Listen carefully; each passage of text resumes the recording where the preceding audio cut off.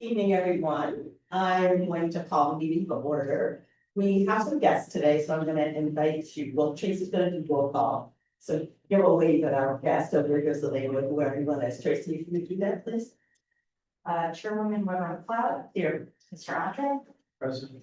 Councilor Cuddy is excused, Ms. Crawford is excused. Mayor Jean Tino, Mr. Lovell, Ms. Walter here, Ms. Hennigan here. And Tracy, would you just introduce our guest, although I think we're going to hear. Oh, yes, you will be hearing from them very quickly. So we have here Joe Bucko and Hatsatari from Parker.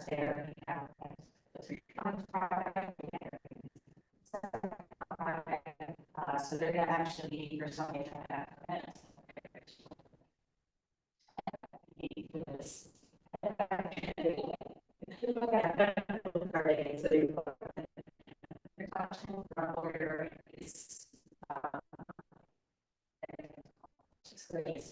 So I received your data board.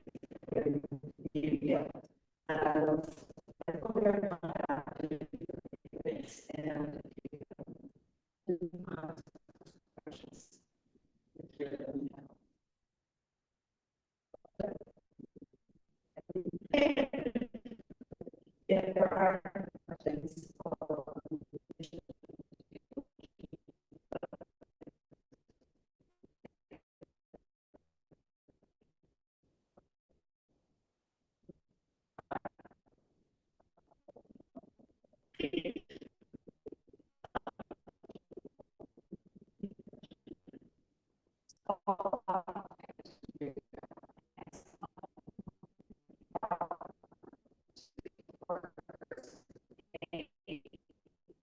Page shows the packet.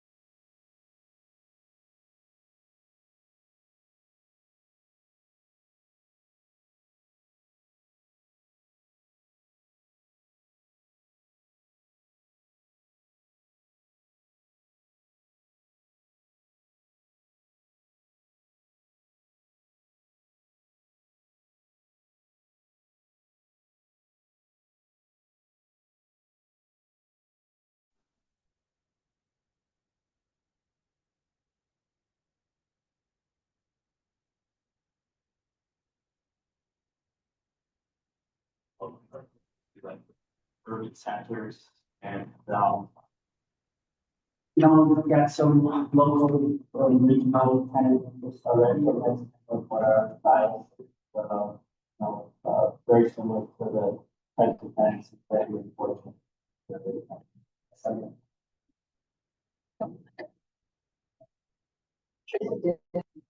When the summary project, I think the full application was there. It's right. Yeah, I was gonna say, I do have that skill set, so start your shit. So I would like to give everybody again just an opportunity to look at the summary. Tracy, thank you for doing this. I think it expedites our process to understand what our prospective project folks are looking for here. Just any questions based on what you've read?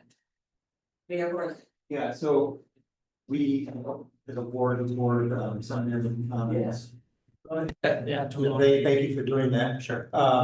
You know, I like the approach, in the sense that you're not reliant on one major tenant. The fact that it's broken up into smaller areas, it's diversified. If one place closes, you're not stuck with a vacant building. To me, that support on a number of levels, both for you all financially, but for also the vibrancy of the area. I feel that your investment in Seminary Commons coupled with the investment in the city and the fire department is starting to help that neighborhood turn around a little bit. We've seen some investment in a couple of properties there. City-owned property has just been sold, so hopefully they're gonna rehab that as well. What's your time frame project? Well, I mean, you know, we're kind of started already with the demolition and, you know, we expect the spring next year, you know, ready for, occupancy. Yeah, yeah. I noticed that you have started working already, which, we in the city appreciate because we're getting a lot of complaints about the building during that phase Yeah, of, yeah, it you was know, just current lingering. previous owner selling it and it's Yeah. kind of living it. Yeah. So I do appreciate you all getting down there. I think day one, taking Yeah. care of the overgrown landscape. We're gonna, actually, we're working with this, Duce, native perennial plant person, right, to help with some of that, and then we're doing some landscaping and we're doing demolition on the inside, so. You know, it's our hope over the next, you know, couple of weeks or month that, you know, it takes on a new shape. You know, add a lot of glazing, not of new glass, you know, in the existing openings there, so let the light bleed in. To it, it's kind of a unique, building in the sense that there's a two-story former print hub. So we want to leverage that, even though there's a lower level. You know, to allow natural light to bleed into the lower level and hopefully as well get localized tenancies down there active, you know, active. So we believe that we're able to design it in such a fashion that both the upper floor and the lower floor will have multi-tenant active occupancy. Do you know how many tenants you plan on having, or is that kind of a? Well, I mean, you know, it's, we've got someone for 2,000 square feet, we got someone for 4,000 or interest, you know, so kind of depends. The building on the upper floor does lay out such that we can have entranceways, as Beth said, from really 4 sides, so we can have smaller tenants, which, you know, there's theoretically usually more smaller tenants than bigger tenants. But, you know, we're kind of creating it such that, for 2,000 square feet up, we can accommodate that, so. Presently, you know, right now, just the plans that we're, reviewing and kind of the intentions we're gauging and, you know, falls somewhere between, 10 and 12 tenant spaces, but it could go from, 10 to 15 or 8 to 15, somewhere in that range. Do you think you have enough parking with what you own for that? So we're probably an outlier as developers because we don't think parking is that important, because there's plenty of parking in Auburn, right? There's street parking, there's parking all over the place. So we want to get active tenants. That's the whole. No. We didn't say outlier. I agree with you. No, We did talk, but No, people yeah. who are here don't seem to think. Well, it's so far. you know, we own a lot in Syracuse as well, Yeah. which has no parking and we're 100% occupied. So, but we have the, and plus the parking kind of peaks and ebbs and flows, right? Because, you know, just like our Seminary Street, we have an abundance of parking there, right? But, you know, the fitness center all of a sudden has everyone, you know, at some one point in day, the other tenants have other points in day, so you don't have to look far to see there's a lot of vacant parking all the time in every city, not just Auburn. So we feel we have adequate parking, and then there's street parking, there's all sorts of parking.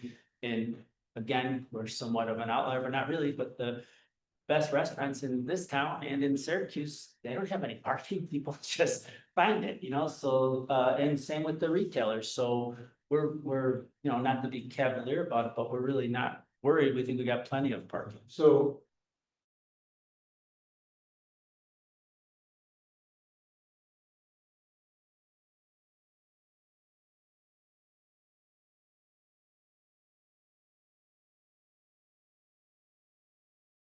For a number of years, and their response to parking questions is the same as that. I think it's an overblown issue in this community. Yeah. I've been involved in local government for 10 years. I'm sick and tired of hearing about it. I'll just be frank. Yeah. When people want to talk to me about parking, I say, let's talk about something else. Sure. So I appreciate that. And the second part of that is I should have asked more pointed question in the sense. 50 to 75 employees. Do you think you have enough parking for that? So that the employee parking isn't interfering with the rest of. Yeah, I Business appreciate that comment. I mean, you know, we're speculating in a sense, like we don't really know exactly what the tenants' demands are. And again, we even, you know, some of the tenants that we're talking to, their shifts, if you will be at different points of time during the day. So, yeah, you know, so I recognize we've got to comply with the application and fill it out, but it's kind of speculative. Sure. Because, you know, we could have one tenant, we've got that wants to take 3,000 square feet, and they've got, you know, 2 to 3 employees, you know what I mean? So, you know, kind of ebbs, you know. Dan worked at the Citizen. How many employees do you think were there? Yeah, peak, we had 100 when I was there, so. Yeah, yeah. Jenny, will this have to go to planning or zoning? Not unless they were expanding a parking lot or anything, that's all inside the building, just building permits. Gentlemen, thank you for Yeah, answering yeah. the question. Sure. If there's any kind of insight into. Dan, can you speak a little bit? I'm like in HVAC now. We're gonna work on this, okay? I'll do eventually. So I just need everyone to speak up from that end of the table, but thank you, Dan. Did you give us any kind of indication about sectors of people who are interested, like what types of businesses they might? Yeah, we have a retailer, a food service. We actually kind of want to create a little food court, if you will, in that atrium space. So we've got some interested parties in that. A local, two of the groups that we're talking to are local. We also think there's some opportunity for agri-value type of businesses, you know, given the centralized locations in the Finger Lakes. You know, being on a main thoroughfare, so we're talking to somebody that's local that is at that sector. So, and then some professional service type of organizations more on the upper floors. So if you get anyone, send them our way.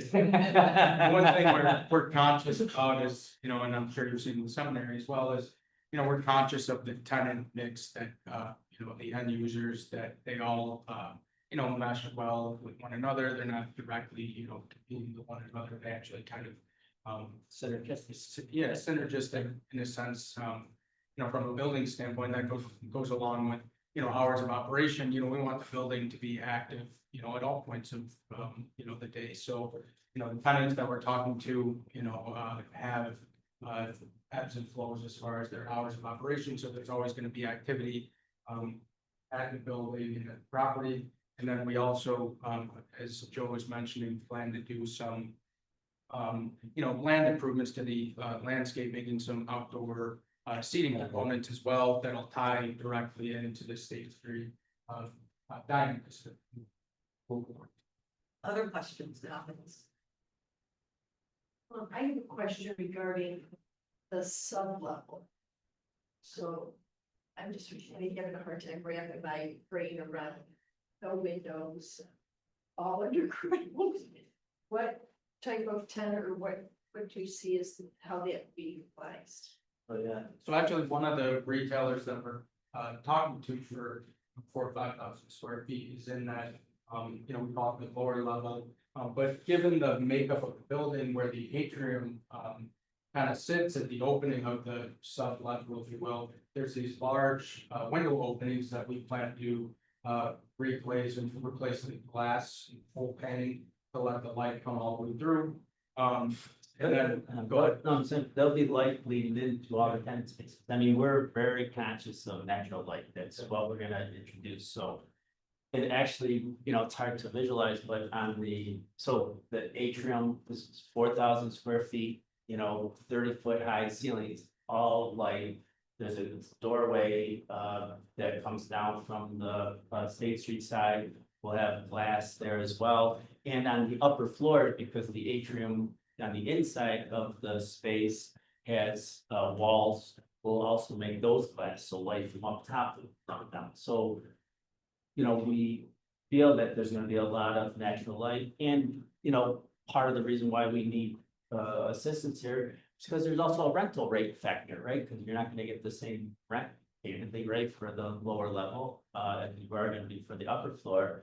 So we're conscious of that and we're pricing the rent in the lower level at a price that's commensurate with that type of space. And then, but we also can offer people exposure, signage, all sorts of unique in city center at a affordable, reflective rate of what they're getting. So, we're very focused on that. Anything else? Yeah. Let me ask you, it's just a responsibility to ask it. I see it here. 20 construction jobs. Take you guys, since you're going to 70. You're both understanding the local labor policy. Yes. So those 20 jobs will be, you'll do your best to get from the local market. Yes, yeah, again, Prefer it. Yeah. Actually, so. Were you successful doing that at 700 jobs? We did, for the electrical, the plumbing, groups were all localized. Some of the other scopes, were localized, so, so yes. You would find that a problem. That's No.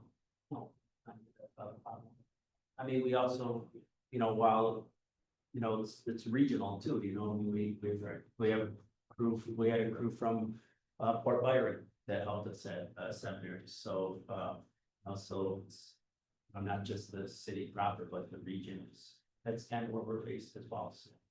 Yeah. Anything else? City manager? I'm thrilled. I mean, that this building, needs to be refreshed. These guys have proven that they can do that. So thanks and that vibrant. Yeah, so definitely excited. Yeah, I was one of those guys like Jimmy mentioned, every time Jimmy knows I'm a big ass this stuff.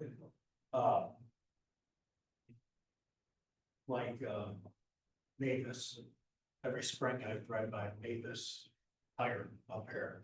And I'd call code enforcement and say, really? I'd hate to guess what they make a day. And it would all be overgrown. They wouldn't do anything with their landscaping every day I would call.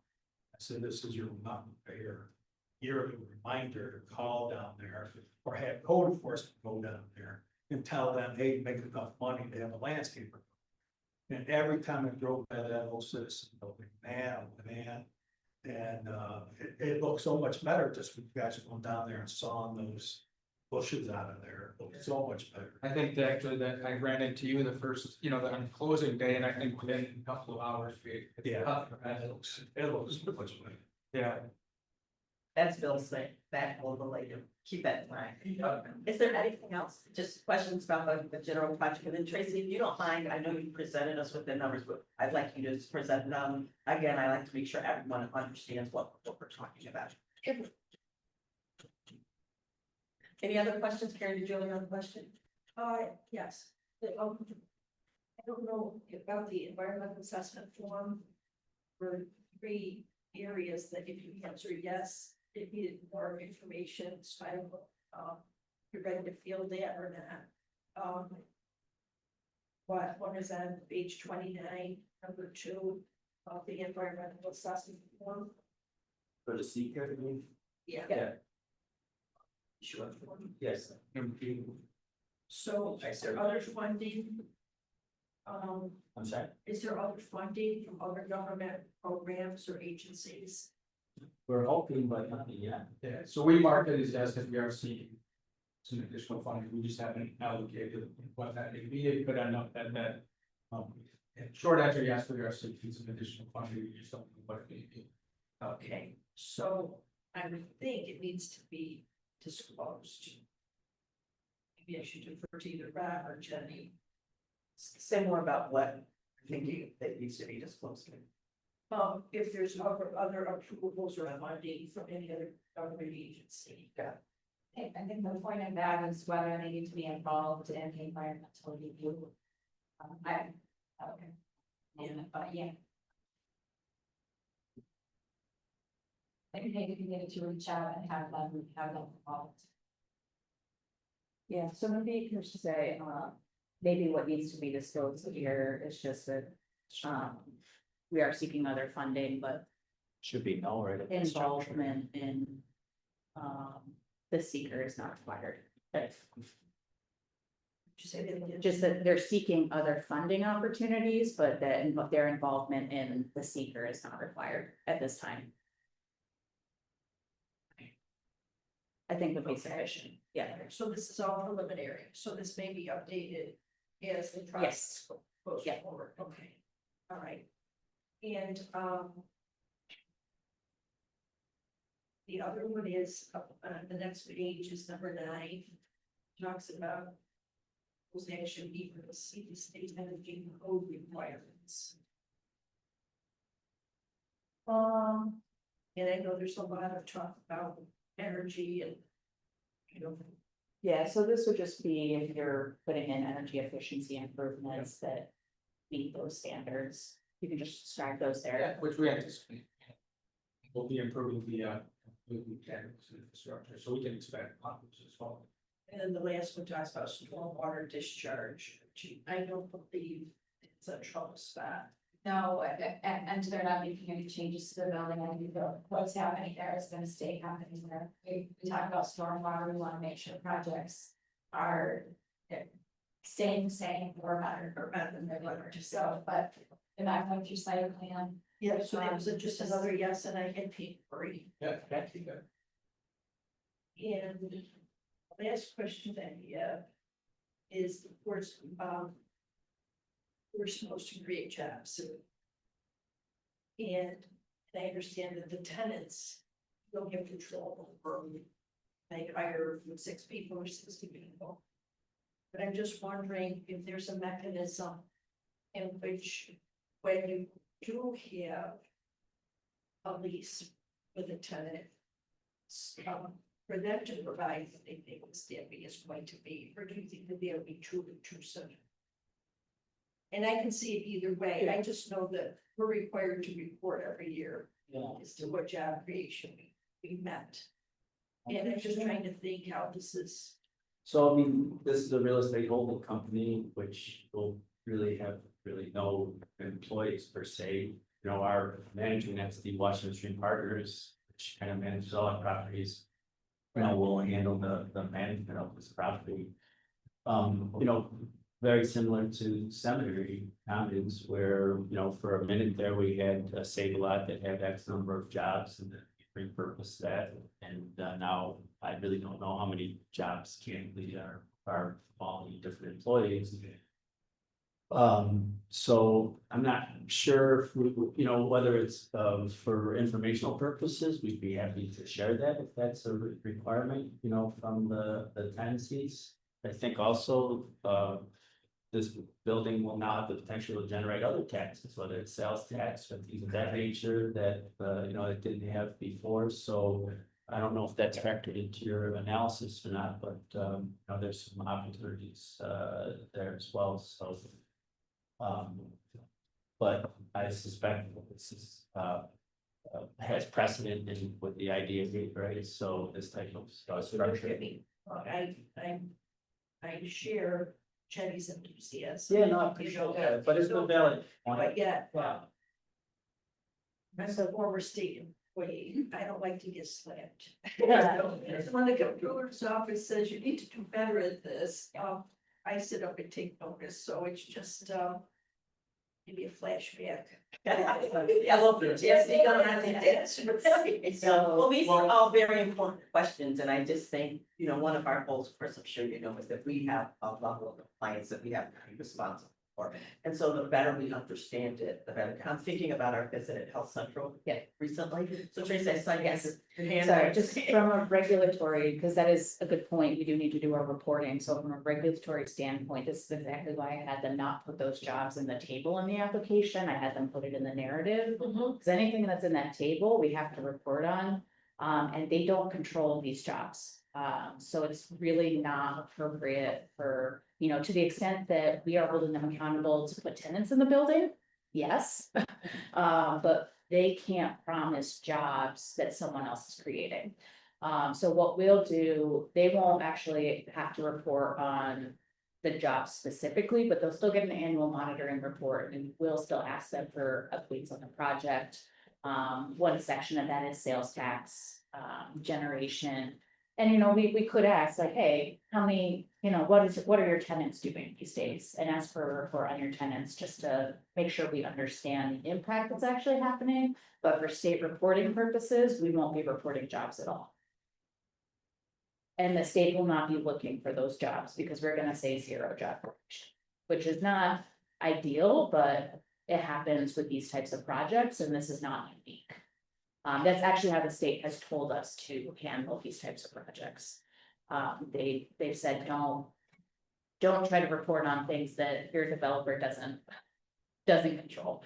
The application is kind of biased too, right? Because it's, the benefits implicit and goes to the end users, the tenants, but we don't have an opportunity to show them, you know, it's not unique to this idea, they're all the ideas that, you know. And one thing I'll do, since I have access to fancy data, I'll just run some scenarios of what the sales tax generation might be based on a typical retail tenant.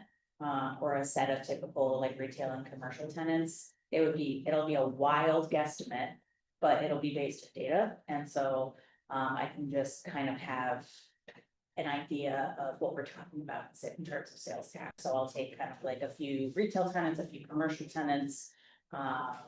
And on average in our region, what kind of sales do those types of tenants generate? And apply a sales tax rate to that. And that'll just give us a ballpark of what we might be able to expect from sales tax. So I'll do that as part of the cost benefit analysis as we get to the public hearing. So I just want to do a process check, so we all have shared understanding about the concept and the nature of the project, correct? All my questions go with that. Tracy, do you want to just review the numbers on the charts that you gave us? I want to make sure. Yes. That it's a beautiful day. I imagine there's a golf course. He's got it. You'll be back. I just glass of wine, a beer, I could go. But I want to get you out. So, great time. Tracy, tell us about. Yeah, so basically, on the sheet, you'll see, or on the page that was in your packet, you can see at the bottom what was requested. They requested sales and use tax exemption for $1 million worth of purchases, that comes up to $80,000. That $80,000 is actually split between local and state, so half of that is state sales tax, half is local sales tax. They've requested a mortgage reporting tax abatement, so that's 0.75% of their mortgage amount, and then they've requested a 14-year pilot, which results in $253,958 benefit over the course of the 14 years. That's what's on this first page. It's just like a full layout of here's what we expect to go to the different municipalities in the pilot versus outside of the pilot, and then what that difference is, and then the cumulative of it. And like I mentioned before, the second page is showing that over those 14 years, there's actually going to be the affecting taxing jurisdictions, the city, the county, and the school will actually still collect an additional $130,000 despite the pilot being in place. Part of that is actually, we'll see an immediate increase. They have agreed to start the pilot at $600,000 assessment because that's what they paid to acquire the building. And that is above the current assessment, which is $495. So there will be an immediate increase starting with the first pilot payment. So there will start to be those increases immediately versus if the project or if the property stayed vacant. So that's what this spreadsheet is. That's what you're seeing here. And then, of course, there will be the impacts from the jobs that are created by tenants, sales tax, that's general tenants. And, obviously vibrancy of having that building be active, bringing more people downtown. So there's a lot of kind of ancillary qualitative impacts as well to the downtown core, to keep in mind for the project. Questions about that aspect? We good? Everybody picking up the Tracy's great. Great. So any closing thoughts, Mayor, City Manager Haynes? What's the length of the pilot that's in there? 15 years. 15. Yeah. I'll just say that I appreciate the conversation, how the community benefit is more than just job creation. I know that like in traditional economic development, we're talking about job creation, but there are so many other benefits. So it just makes me really happy to hear you talking about those things in this context, and that this board understands that it's more than just about jobs. That's what we hope to gain out of this project. So I'm glad to hear that. Me too. I think that the more we as an entity can be more holistic in our thinking about the impact of these projects, not only does it support colleagues that are doing the projects, but it allows us to communicate more effectively with everyone else why we would invest in something like this. I mean, advocates are a good word. Are you pointing at something this man? No. But I see that finger on that page, I gotta check it. Because I was looking at a racetrack. have to check out, so, because she's in the DNA of everything you need to know. She's a very much an asset to our work. Well, I'd like to thank you so much for taking time to be here today, and I'm also really excited about this project. For a long time, I didn't even know the citizen wasn't in the building, so what my brain was, but I loved our visit to your seminary property. And I think seeing what you've done, I go in and out of some of those businesses, that it was really inspirational to me as someone who lives here, and I think just another example. It's important for us to see our good works in action, so that tour was very, very helpful. When we left, I told him I felt like a godmother. Tell us Bob's doing a good job with this kid. That's right. So if no one else, Tracy, do you have anything? Only we Just the initial resolution. So great, so that's what we have to deal with. Do we need to do this while our colleagues are here? Do you want me to call for the resolution? We'll do that later in the meeting. Yeah, either way. Want to help me shape the motion? Hmm? Do you want to help me shape the Oh, motion? yes, so this would be a motion to approve the initial project resolution as presented. Thank you. Clearly, none of my college degrees. Is there still moved? Yes, a second? I'll second. Thank you, Courtney. Any more discussion, questions, comments, concerns? Yeah, all those in favor? I'll actually do a roll call on this, Okay, if you don't mind. No, not at all. So we've got Chairwoman Weber McLeod, Aye. Ms. Walter, Aye. Ms. Hennigan, Aye. Mr. Lovell, Aye. Mayor Jean Tino, Mr. Andre, Aye. and others are excused. So I hope you're leaving feeling good about that. No, thank you very much. Go act like you're at Wimbledon, go grab a beer. Thank you so much. Thank you. It's nice to be Nice to across. see you. Yeah. Take care, appreciate it. Absolutely, thank you. Thank you. Thank you for finishing that up. Oh, absolutely. So we do, Tracy, do all the paperwork, nice to see you. and then we do, Very good, we need it. I know about you. guys do a bunch, Yeah. and then we do a So bunch. comments, it should be. Oh, I will. How long do you Take care. Yeah. Thank you. How much longer until that happens? Oh, so what we would anticipate, so what we'll do between now and our next meeting is I'll work with everybody to get public hearing scheduled. We'll either pick a date or we'll do it before our next meeting, whatever everyone's comfortable with. In between now and then, I'll do some additional work on the seeker form, to Karen's point, and the cost benefit analysis. We'll present that at the public hearing. I'll share it with you ahead of time. And then we could theoretically vote on an authorizing resolution as early as the August meeting, pending any questions, concerns, or additional needs before that or after that meeting. So as long as everyone feels they have their questions answered and they have the information they need, we could vote on the authorizing resolution as early as 6 months. And then typically after that, it's a couple months to close. Trish, I just wanted to say, I appreciate how you prepared the documents for our review too.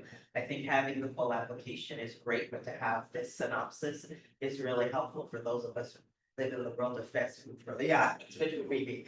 Great, so thank you so much, Tracy. Just a bit quick. I do have some on my mind. How'd you know that you're feeling? Girl, I'm telling you, I'm a biologist. I know these things. One thing I do want to say is will we have another opportunity, if need be, to ask any more questions? Because now that they have given us more information on Dill Street, now that it's gonna sink in, marinate and think, we may possibly come up with another question. Yes. And they may also possibly, the more they think about it and had that conversation with us today, come up with a question for us as well. So that's the only thing that I'm thinking about right now. But I was listening to everybody and I was listening to them. And I kind of had some of the same questions that Mayor had led with and conclusion with Wayne and Jen. So that just happens sometimes with me when I sit back and I think about things. And obviously I've been living in Auburn all my life as well. I may have a concern or a question, just thinking about what the meeting was today and what they proposed. Yes, so at any point, feel free to reach out. You can actually either email the whole board or email me directly with those questions. Okay. And that way we can make sure to get the questions in a timely manner, and have them answered as quickly as possible. So by all means, reach out in between meetings with any questions, but then we'll also have the opportunity to ask questions at the next meeting prior to considering the resolution. And if they're not satisfied, we wait to do the resolution. So that's, there's nothing wrong with saying, you know what, I'm not comfortable yet. Let's wait a month and get some additional answers. So you can either reach out in between now and then, or we can talk to them at the next meeting and have them address any additional questions. So, Sounds good. yeah, so always ask the questions. Don't ever feel like you need to vote or like they need to vote in favor of or vote at all, or if you're not feeling comfortable with the information you have. Exactly. Sometimes too, and again, it's not that I'm feeling uncomfortable or I disagree with anything here today. Just trying to make sure when the vote does come from me, that it is the best vote of my judgment and impairment. But it just, sometimes you know how it is when you drive around your city and thoughts come. You know what I mean? Even though I know that the building's been vacant, but thoughts can be like, you know what? I wonder how this would work out if this situation occurred. So that's why I'm glad we have a little bit of time before we do seal the deal. Definitely, definitely. And you know that my style with all of us is that we're always open to questions, comments, and concerns, and any respectful feedback. And I will believe that every fiber of all of our DNA has to be ready to vote yes. And I don't press people. If you're not ready, then I don't believe in quickness over quality, Courtney. So everybody will have the time. And we also have different styles. Some of us just really need to sit with stuff longer. So I think the pacing of the process allows us to do that. Please feel free with the questions. I'll say that this is a very reasonable pilot schedule. The fact that they're starting off paying more taxes than the three entities are collecting now is important to me. I think they're a gift, like they're reasonable people. Yeah, they're looking for incentive, but they're willing to work with us. I think they come to the table with a reasonable approach, not like, oh, if you don't do this for us, we're not gonna be able to get this done. Like, this is reasonable. Yeah. And I think like this is defensible to the public too. Yeah. Right, like very defensive. Yeah, you see, like Health Central. Remember how they were, and the 55 place on Standard Avenue. Remember how they were, were you? No, before my time. Yeah, they were. If you don't do it, we're not gonna. Come, well, they came. Yeah. Because we called it bluff. And, so it is nice to really working. And I will say, so they actually came to me with a different schedule, that matched closer to what the seminary comments one was. I said, yeah, I'm not comfortable with this. This is what I want, and we did end up somewhere in the middle. I was a little more aggressive, that more in line with what we're looking at, we have like in the UTEP draft. And, you know, they made some comments about they're gonna have to bring tenants in and build out, and they just need a little more certainty for those first few years to, as that's coming together, it's not like they're a manufacturer where they know they're moving in day one and what's coming from that day one. So, that's how we ended up where we are. But just know that they have been flexible and, you know, this came from a conversation, bringing me trying to be more aggressive towards where they were hoping to be, so they haven't with the schedule. Well, we'll take another step and they will. And I'm sorry, and I see now after I asked the question. Yeah, That little bold sentence at the back, I caught it too, Bill, I was like, oh, what is that, please? No, but you know what, I was actually at a Monroe County IDA board meeting yesterday, and this is actually part of their process, is they actually have a script for the local waiver policy. So every single applicant, as they stand in front of the board, they ask, are you aware of the policy? Are you gonna comply with the policy? Are you aware that if you want a waiver, you need to request it 45 days in advance? And that's part of the script in the process. So everyone can say, you knew. yeah, let me tell you, now that our office is up there, although I'm tired of some, there are labor rules in that county. They rule with an iron fist, I absolutely love it. They make Onondaga County look like a bunch of puppies. They just do, it's amazing. The mayor invited me to be on this round table, I said, I live in Cuba County, he says, well, the Whiteman's Bake Shop is one of the biggest single locals. So I'd love to have you, leave and tell me what you want to appoint, but they absolutely rule, I mean, they have their way. They're not seeing anything happen, nothing being built there without all union, and I mean all. Any project being done up there is all. IPW, they're doing a good job. That made you happy, you can see. Sure. So, and next we have a report of the governance committee. So Carrie's on vacation, so Bill and Dan are also there. I'll just do a quick intro and you guys can add, how's that? So we'll talk about the review of the mid-year board evaluation, but we also did some policy review, as is normal annually. We did take a look at the monitoring report or the monitoring policy per the corrective action plan. And the group recommended some adjustments to that based on that conversation.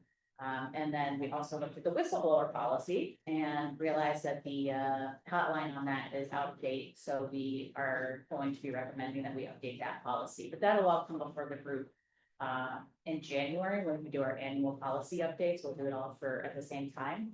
But for the monitoring policy, there was some adjustments that need to be made, taking out references to CETA and the acting treasurer, which isn't a thing right now.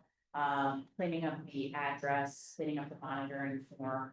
And then we did talk about going to at least every other year, but not precluding the able to do business every year if you want to. So there was that, and the board evaluation, which we'll talk more about in a second, but I think I have on policy review. I think that pretty much covers it, that's just cleaning up the policies that were there, eliminating the CETA references and just fixing stuff up, freshening them up. Tracy hit it all. Thank you, Tracy. Good try. That was whistleblower policy. Was it Terry that was making phone calls? Oh, yeah. The phone calls were kind of close to what but the policy was quite outdated. Yeah, so it was like, does that hotline still exist? Oh, Or right. Barry just called, or someone just like called it. Yeah. By now. Yeah, that doesn't. It's a great way to do it. And the number is a reported spam number, yeah. So we'll make that up. Fix it. So we're gonna talk about the board evaluation. Would you two like to start with this? If you want to start. Well, if you want to start, you can, I'm happy to say whatever. Bill, do you want to start? Or do you want me to start? Well, for me, Well. yeah, whoever well, wants to start. we went through it and looked at the outliers and talk about, and most of them were kind of in a pattern where, most of the board members were kind of, in agreement, most of them were. Excuse me, where's the ladies' room? Town room, okay, thank you. Most of the board members agreed, queue up at the time. Oh, yes. So I can see, say, so most of the board members were at the agree. Or strongly agree, which I guess was a good thing. And we had some outliers, of the neutral and disagree. And when we looked at the statements. I think the statements kind of told us why those ones that weren't and that agree why they were there. So I said at the time, when we reviewed this last week, that that's the good thing about having mid-year evaluations, because we have from now until the year end to work on some of these things.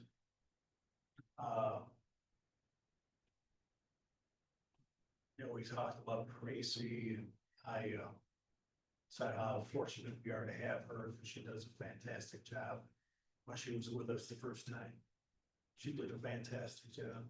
She always does, like she did today, commented on how prepared she was for this meeting. So I think we're in a much better place now than what we were before the whole city thing blew up. Because of real problems with that. So, Bill, I just actually wrote the minutes today. Do you want me to cover the three? I was gonna say, were there some themes, Tracy, that yeah, go ahead. Yeah, sorry, it's been a week since you were in this meeting and I just did the. Yeah, minutes today, yeah, so. Yeah, okay. So there were kind of three areas for improvement, just to talk about and provide feedback. As Bill mentioned, they're not insurmountable, and it's definitely something we can work on and feel comfortable with. Three were basically the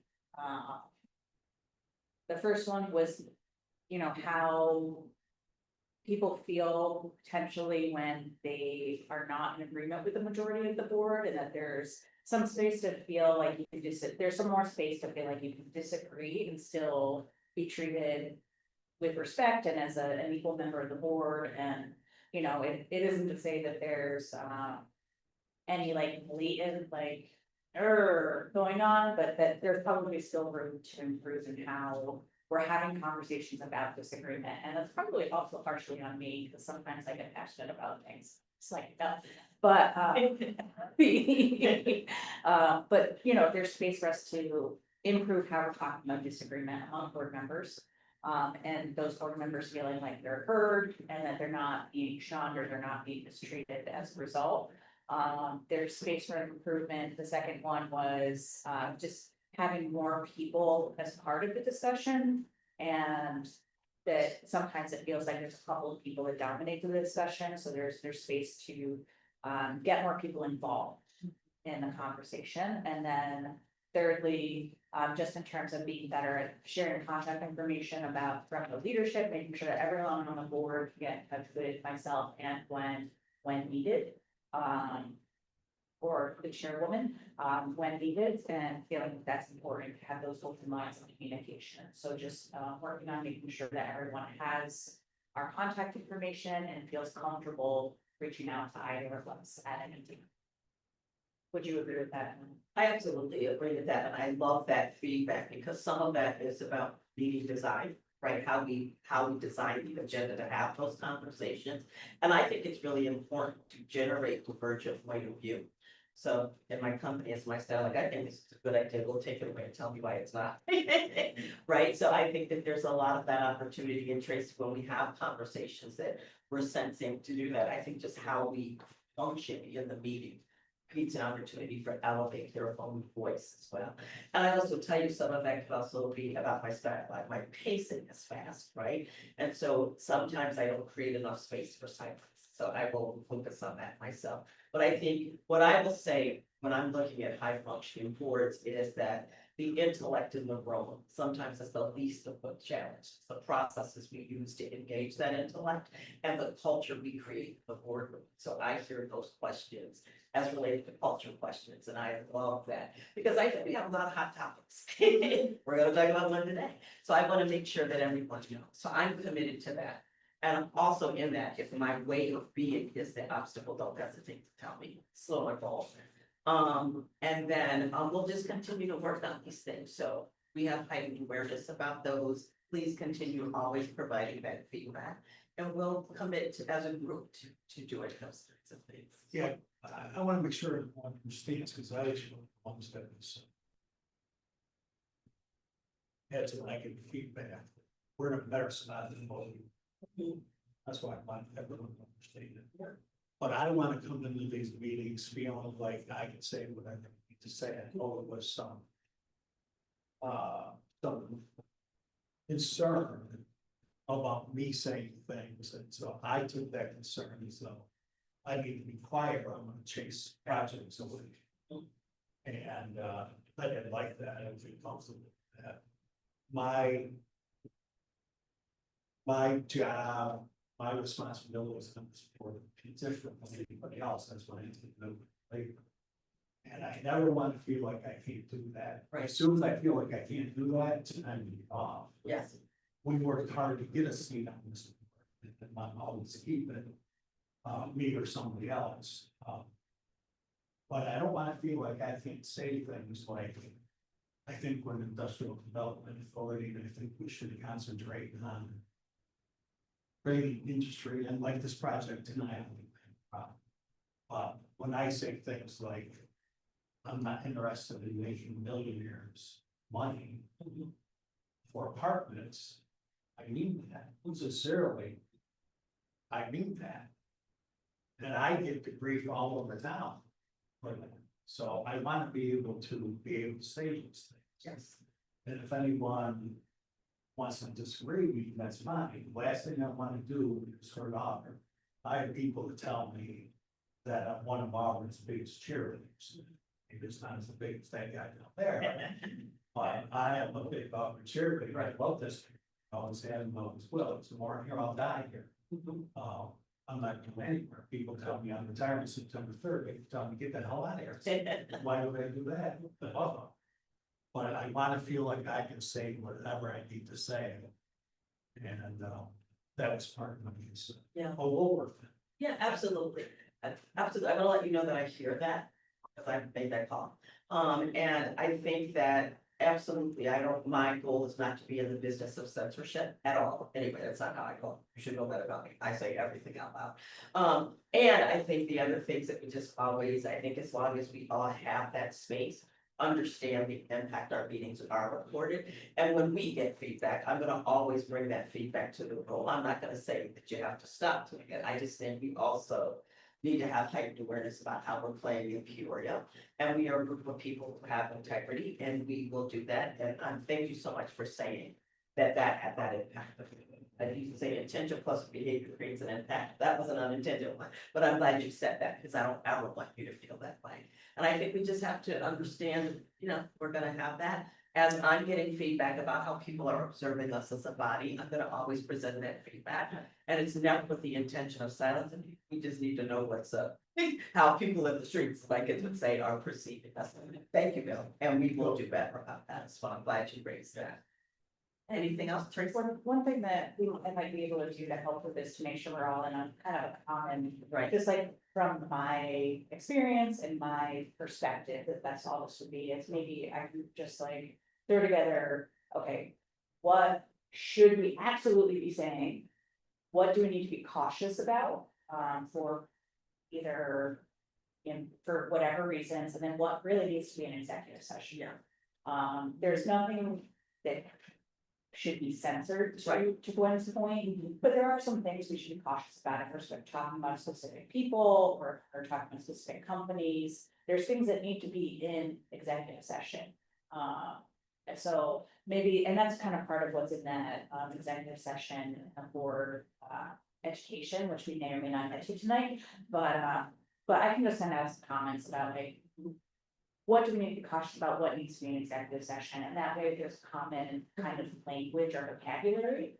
And we're all just kind of aware of where potential pain points are, and not to say that we can't go there, but just understanding that that's what the pain points are. Does that make sense? Yeah, I understand, and I certainly don't want publicly to sell anybody. Yeah. Some of these people I'm thinking of, I consider friends.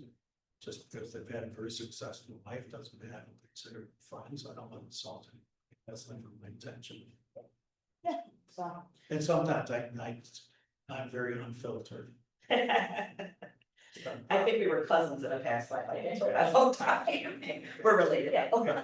So, Come with your husband Thanksgiving. Hey, listen, that's where you wanna be. It's the place. nothing is wrong with the opinion of, I don't wanna make millionaires more money. There's nothing wrong with that opinion. And that's not an inappropriate thing necessarily to say. It's just, we just need to be cautious. It's a public meeting. Right, and also remember, we have the opportunity for executive session, and Rob Poyer will make sure that we're using it appropriately. But I think that we should use it, because if it's within our board of governance rules, that we need to have a specific conversation about a specific thing, I'm down for having it. Right, and so I just think it's not about the what, it's the where we have it. And Tracy, as long as you can kind of help us put the guardrails up so that we know we're doing that in a great way, that's not about censorship, that's about us really creating the space to be said what needs to be said, so. And we are like building a bicycle and riding it at the same time. I think we have most of the parts on the bike. Thank you so much, Bella. I'm so glad you said that out loud. Anything else? Do we need to vote on any of this, Tracy? I just got one quick thing to say, to the committee tonight. When the executive, session does happen and it's in play for a reason. Right. And we need to utilize it. Yeah. Because once something's out, it's out. That's how I live my life as well, not everything is for everybody to know, and I'm thankful that we do have the executive session because there does need to be, situations talked about behind closed doors. And another, situation I did want to explain very quick, because I know we got a lot on the agenda, is if there is ever a situation like we're not always gonna agree and comments and ideas are flowing. And that's why we're a committee and that's why we're a team, I would call it. And that's why you have some people sitting back and listening and then helping to come to that mutual ground, that mutual, right, and respect of how someone's feeling and whatnot, and understanding why they're saying what they're saying. Exactly. So I just want to say that as well, and just less judging, you know what I mean? That's just, that's how we'll succeed. Right, I totally agree, and I fundamentally believe this to be true, that relationships really matter, and they're the only thing that do. So if anything about the way we conduct business is feeling someone like they can't say, then I'm not doing my job as the chair, so I think this may be one of the most important conversations we have as a board, so I'm all about continuing to build a culture that allows everybody to lead in. I'm a person that believes everything can be on the table all the time. We just have to be cognizant because of the nature of this piece, where everything's on the table. So thank you for raising that. He found this young lady. I've known her since she was a little bar. Dan Lovell. Good job. All right, so thank you so much. I thank you so much, Governance Committee, for doing that work, and I'm so glad unspoken stuff in a board is dangerous. So let's just say what we need to say. Ms. Tracy. Are we on the Mac Studios? We are. Okay. So. Tracy, can I chime in for a second? Yeah. I just want to caution on the use of executive sessions. When you're talking about a corporation or a business entity, it's very limited on what you can go into executive session for, namely financial or credit history.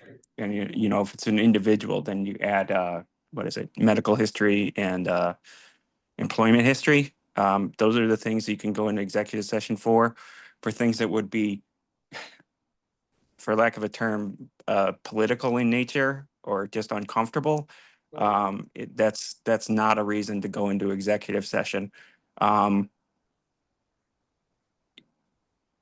So I just want to caution on that point. Just because something is uncomfortable or doesn't mean it can be done in executive session. There has to be a specific financial or credit history when we're talking about a business entity. The other thing you can do is if it involves legal advice, if somebody has a legal question, the board still has the right to attorney-client privilege. That's preserved under the open meetings law and freedom of information law.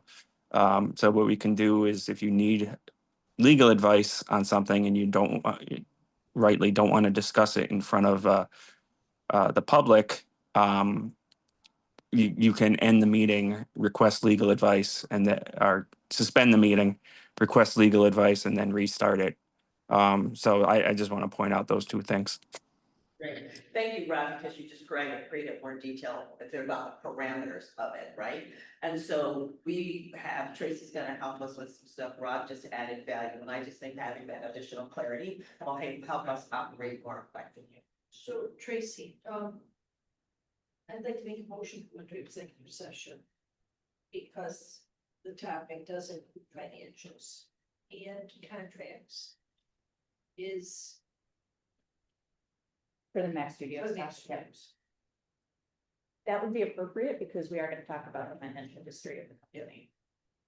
So I need a motion, okay, With the executive session. all right, so. Yeah, that is an appropriate use, yes. Okay, great. Well, look at us being great.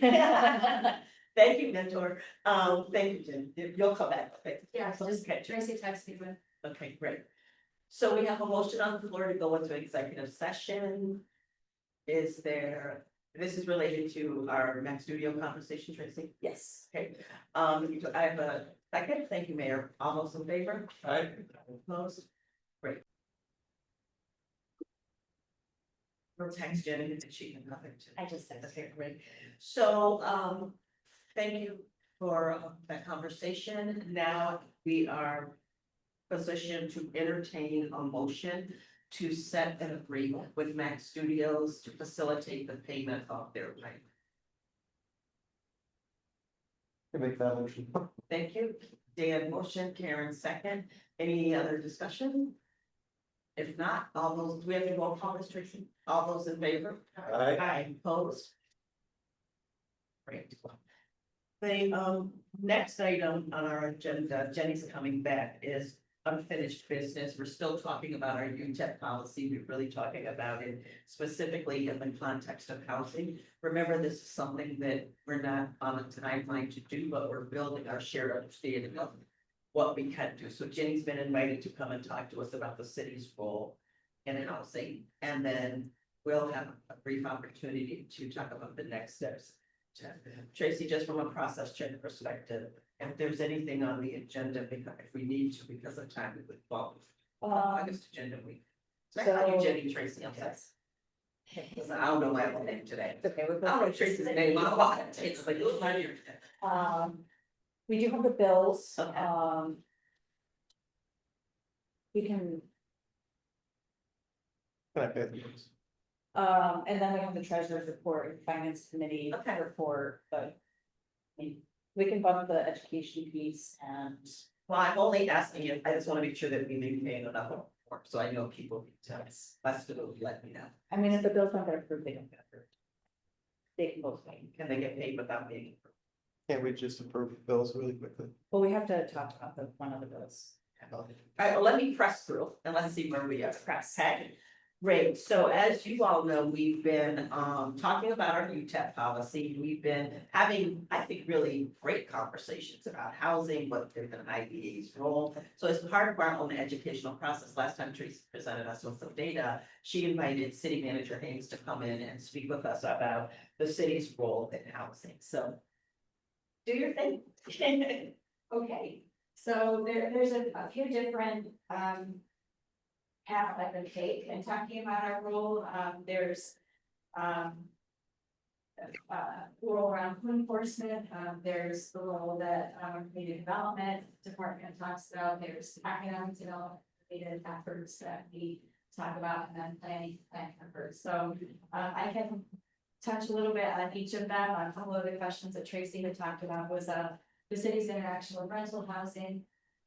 Related to that, on the code enforcement side, there's response to complaints, that we, try to be efficient around. There's also, certificate of occupancy processes, which, is governed by New York State, and we're required to do inspections every years to make sure our properties are safe. So that's sort of some nuts and bolts on that. I also know that there may have been a question about zombie properties. So zombie properties are properties that are in limbo between when an owner abandons them and the bank forecloses. So there's a time frame when the bank's going through the process and nobody is doing anything. So a couple years ago, New York State passed a law where the bank that is going through the foreclosure process but hasn't completed it, is still responsible to maintain that property. So we have done some work in enforcing that zoning property law. Corporation Counsel's office is sort of reinvigorating our program around that. There's been a few properties selected that they're working with code enforcement on to go through that process and enforce that zoning property law on foreclosing banks or maintenance and other things that need to be done. So we're working through that process. The other place that we do some partnership work is there's a countywide housing committee that was formed about 2.5 years ago around efforts to try to get us ready for micron and the opportunities that it's been off of that. So we have been meeting all of that time. One of the main things that we're trying to work through is a housing market study. We have written scope for that. We have struggled with finding funding to do that on a county-wide basis. We're working with county planning on pulling funding together, and I think we are the closest that we've ever been to hopefully work through that process. The city is working through its comprehensive plan process, and through that funding, we may be able to do some work in the city. Then there's been some other funding opportunities that presented themselves that we're pursuing in order to build out the full county for that. So what that will do is that will provide entities like ADA, housing developers, banks, with actual data on what our needs are, what we have, what communities countywide want development, what counties don't want development. That's really valuable information too, so we don't send people on a wild goose chase where zoning doesn't fit. There's no water and sewer, there's no broadband, there's no power, so it sort of helps us define where we're going to be looking for development. So that helps ADA.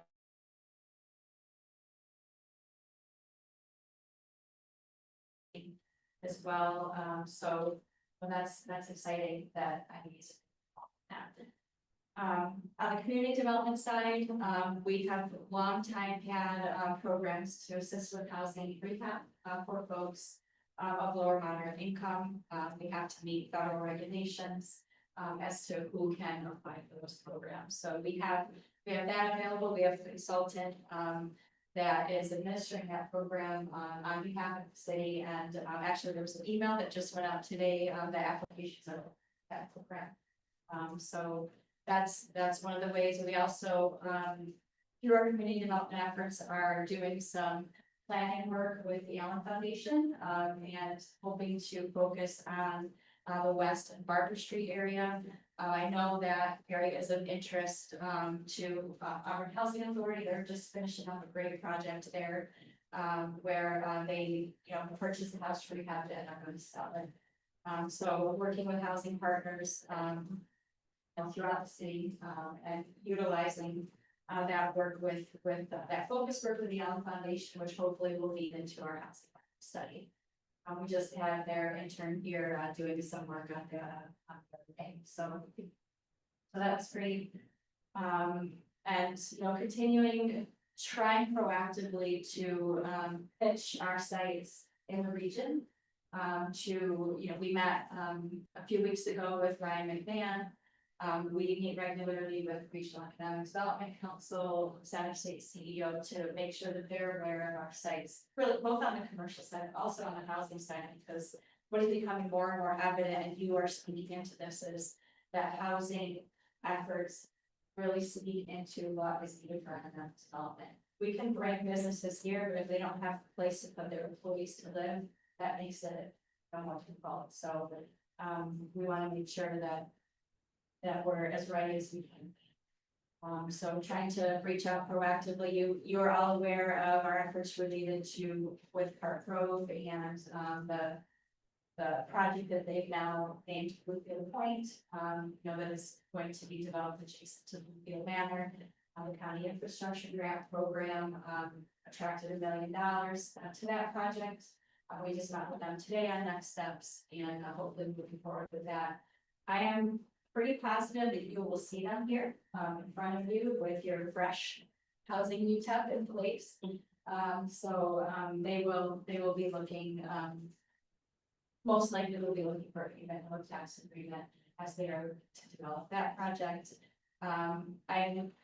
If I remember the budget correctly, it's at least $20 million for those 70 units. And we'll be working through that project with them as they go through site plan and the other things. So I'm hoping that Ada will be part of that. So, and then, we'll continue to look at our sites. I'm really excited about trying to have some actual data that we can use some good information so that it will help our boards and elected officials shape policy. Housing. If you're interested, some members of the planning office are doing a presentation to the city council tomorrow night related to housing policy. And had some discussion with the council on different directions that they see would be a good idea for the city to go in and some funding opportunities that they're seeing. We've relied on community development block grant program for a long time for some of our housing efforts. We hope that remains, but even with CDBG, there's not enough to address all of the things that to the housing. So they've been diligent about trying to familiarize themselves with other opportunities. And they're going to be talking to the council about what they would like to see staff pursue in that arena and some prioritized timelines and things like that. So that's available live stream, or if you want to come, that presentation will be tomorrow. So One time. 5 o'clock. Jimmy, a question that I have, because this is hard for me to wrap my brains around. So I know that there's like different committees and different entities working. Is the goal to have a county-wide sort of overarching strategy? And I know that that might take some churn. So I think what would be helpful to us, let me say me as the chair, y'all let me know if it's helpful to you, is that if you and the mayor have a strategy, right? If the city itself is looking for a strategy, that would be helpful, so that it comes to us in a cohesive way. Sure. And then included in that would be, I think it would be helpful for us to understand the role you think our IDA can play in that, given, the boundaries that we play in and that kind of thing. Because I think it's important that we all be moving in sync and that everybody's bringing to the table what they can. I think the more agile we can be, I think we can become more agile if we're all on the same page, that there's an overarching strategy. Right, so I'll talk some timeline. So this discussion tomorrow night, I think is going to be a good kickoff for us as a city to talk about what we want to do related to housing. As the comprehensive plan process kicks off, we are expecting to release a request for proposals for that, which will include request for a consultant to give us some quotes based on scope for a housing market study citywide. And then in that process, we will ask that consultant, how much to do countywide study. So the interesting part, and I don't know if this is how it's gonna work out, but I think that for Cuba County, we're gonna end up with 3 markets, north, central, and south. I mean, the markets there it's so different, in rural north and rural south based on how people are using their land. And then in central, not just the city, but what we call the donut towns, which I don't know if that's disrespectful or not, but the towns that touch us, Fleming, Senate, Troop, Wasco, some of those places are really poised for development too, specifically. And we think that as we're looking for opportunities, not just around Micron, but also our other companies. We met with Newport recently.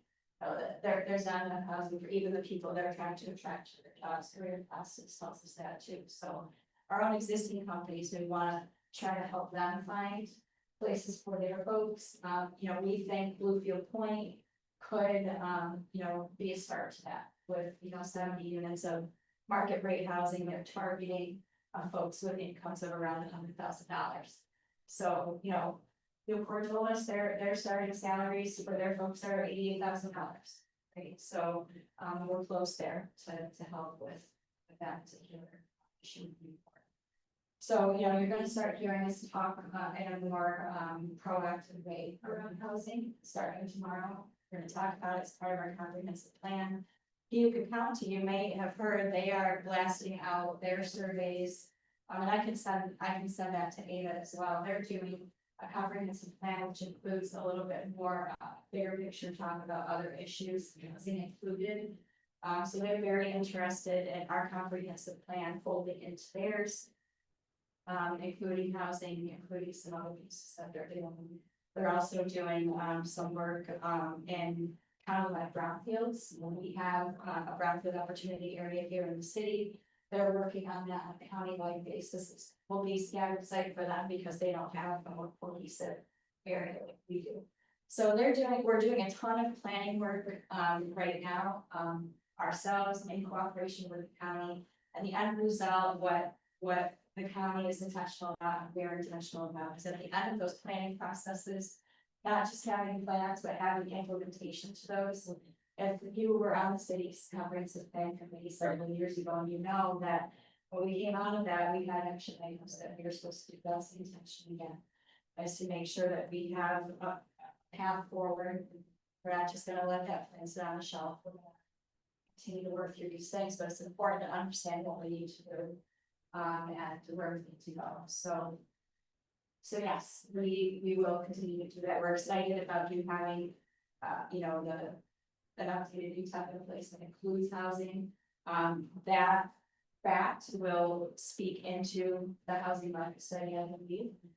Because one of the things that we want to talk about in county, we're trying to make sure our local communities are ready for development, and this is a piece of it.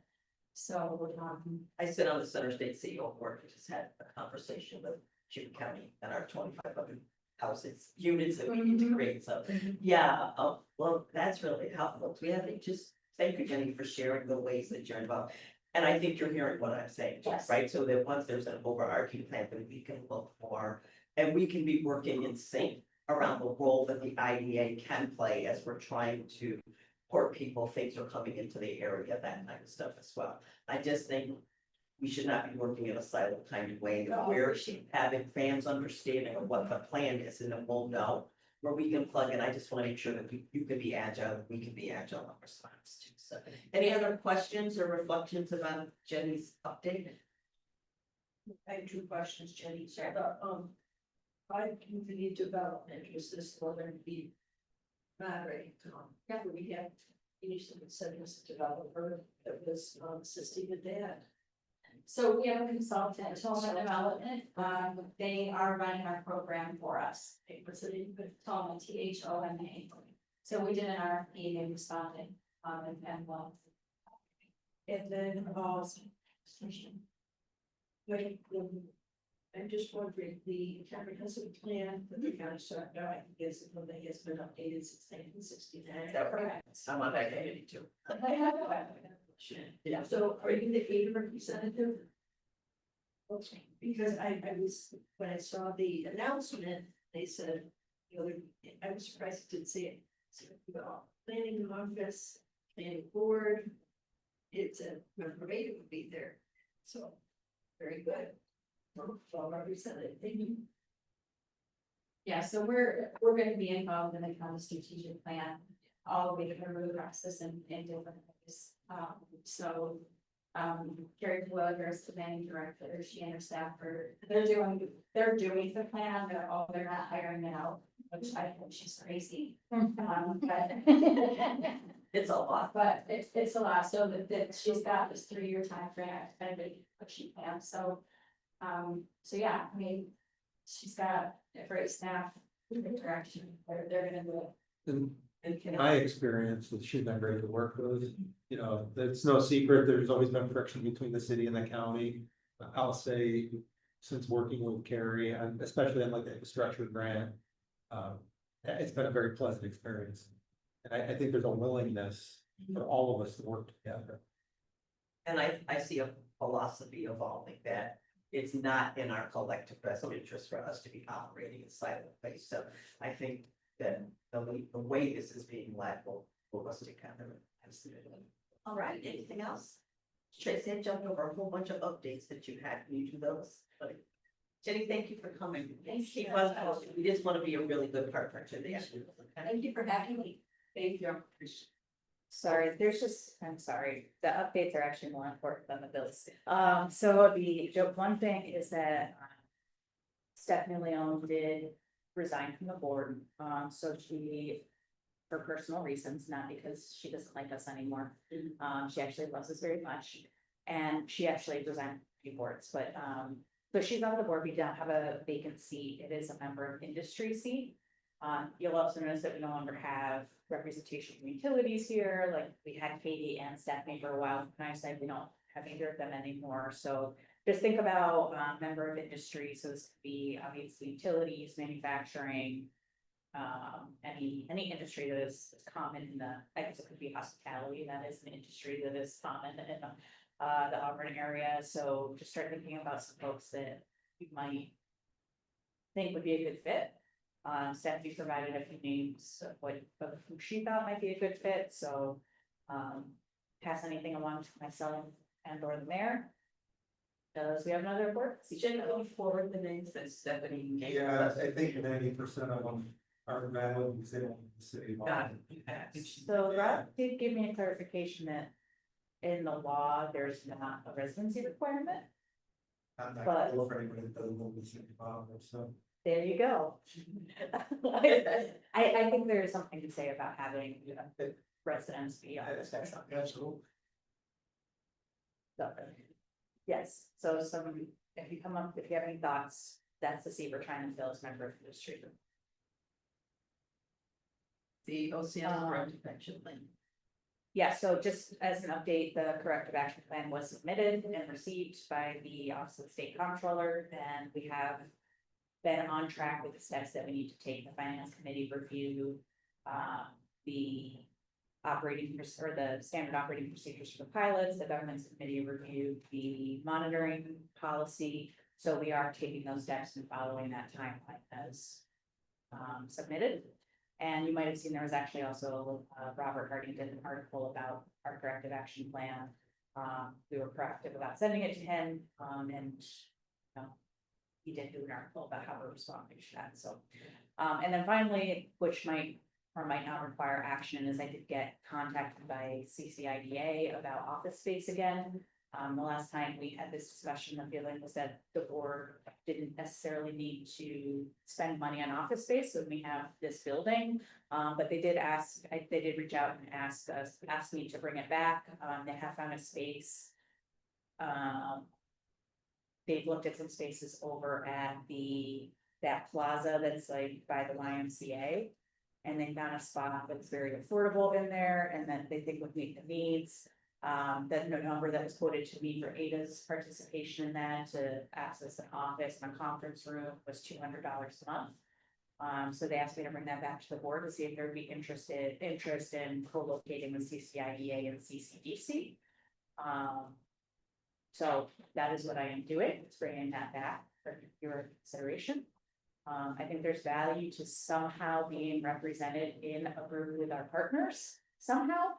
And the question is office space the way to do that? It's a good question. I was like, who's gonna go first? It's a good question. So I will tell you that Chairperson Anna is gonna have an economic development roundtable discussion. Jenny was invited. I think for me, I'd like to kind of see what the vision from the county is for economic development. And if there's a lot of desire and willingness to include Ada in that, then I agree with that. But if it goes back to the old, well, what's the city gonna pay? Then I know where we stand, right? And, you know, I've been very clear to Chairperson Anna, from my position on city council that, I don't ever hear. What is Aurelius gonna pay? What is Union Springs gonna pay? What is Aurora gonna pay? I don't wanna hear what is Auburn gonna pay because we're county taxpayers. Now, should Ada pay more than they were previously? Right? That should be part of the discussion. We were paying like $20,000 a year. It should probably be more than that, right? We know based on hiring you through a third-party company that it costs more than that. But it shouldn't be what is the city of Auburn gonna contribute extra, so. My recommendation would be like, let's see where that conversation goes. I'd say, yeah, there's an interest there, but there's a bigger conversation happening. That's my opinion. Any other thoughts? I agree with the mayor. Makes sense. Operationally, what operationally do you want to have an office space, or I'm saying, do we as a board need to have a space outside of somebody's home office for the use of this space? Is there value in doing that? I think it's reasonable to say, let's see how these conversations go, because I think this is going to be evaluated as that conversation progresses and when there's kind of a discussion about what the countywide strategy is gonna be. Right now, we have the space we need. We are not in dire straits for a conference room. We're not in dire straits for office space. So I think the value really would be in how we are being represented more so than the extra space. Yeah, but given that, I'm agreeing with the mayor as well, and I want to understand the vision. I also, and I'm not been paying deep attention, but I also would be very interested in understanding if there's been a shift in perspective from the CCIDA with regard to their future thinking about a one-stop. And does that one-stop involve the city? Because when they first presented the idea, we weren't part of that table, there may be a shift. So what would motivate me would be that the intent is more than just having us physically in the space, that the intent is that we would be there because we are going to be integrally involved in creating a county-wide one-stop, and they see us as a value partner. Yeah, so what I can say from the last CCIDA meeting, I was at that meeting and they said in open session, so I can share with you where they landed is Chairman Anna was there as well. So there was a conversation about how this conversation is moving forward. And at this point, the CCIDA is kind of backing away from this one-stop conversation to allow these conversations that are being led by the county to move forward. So they're putting a pin in their kind of one-stop model for the time being, but they are in desperate need of space right now. So they're looking for just the office space. And basically they've said, like, let's see what happens through the end of this year, see where the conversation is at. And let the county take the lead in this conversation, because it seems like that's important for the partners. So that's where they landed at this point, is that they're gonna take a step back on this one-stop conversation, let the county lead the conversations and start working towards a strategy. And at that meeting, the Chairman Anna did mention the city and Ada being part of that conversation and being seen as partners in that ecosystem. So it does seem like there is that tone has shifted a little bit. So I do think that. So that's where things stand. Okay. That's where they left it. Right, I just want to, well, I don't need to say anything else about that. All right, so Tracy, do we want to punt the bills for today, or do we want us to vote on? So just to be clear, I'm just gonna say we're staying where we're at for now, and we'll see how these conversations go. Okay, great, so that's what you're communicating. Are they looking for a reaction from our board on this idea? Yes, they have a meeting tomorrow where they're gonna make a decision about what they're doing for office space, and they just need to know if. Okay. So you know what to say. And I'm gonna say, we're good now, thank you for the invite. Right. But keep us in mind in the future. I think we can plan everything else. Anything else? That one bill that needs to be discussed, is it pressing? Yeah. Okay. All right, is there anything else to come before the board? If I send you all home to drink beer, play golf, get a tennis ball, be with your peeps, what? We good? Chase, we're good? Good. All right, given that, I would entertain a motion to adjourn the meeting. So. Second. All those in favor? Aye. All righty, have a good day, everybody. Thank you for your hard work. Thank you, board. Thank you, Rob. Bye. Thank you. Nice to spend it. Does